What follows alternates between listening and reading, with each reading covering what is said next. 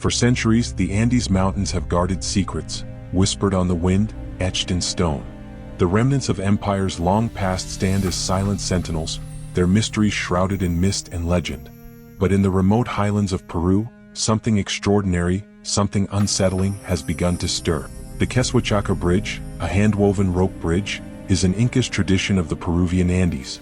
But beyond its architectural prowess and the traditions they embrace, in the quietest corners of these ancient temples, statues, idols, have started to whisper. It began subtly.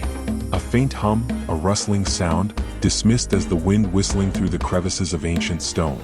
Local villagers, accustomed to the solitude of the Andes, first reported hearing the sounds.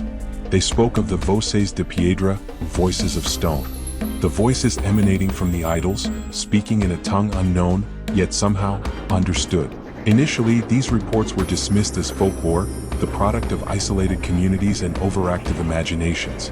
But then, archaeologists, drawn by the rumors, began to investigate.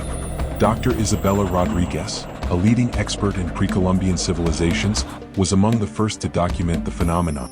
At first, I was skeptical. I attributed the sounds to natural phenomena, seismic activity, air currents.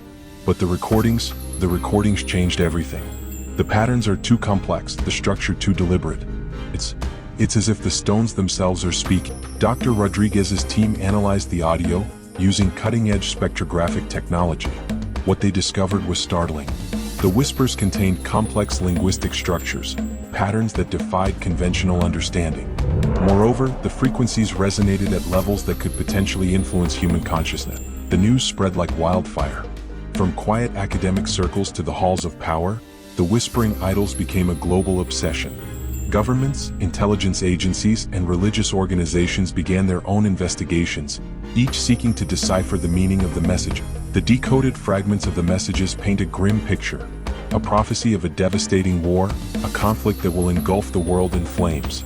The details are fragmented, obscured by metaphor and symbolism, but the central theme remains terrifyingly clear. Humanity stands on the precipice of destruction. Linguist, the language is unlike anything I've ever encountered.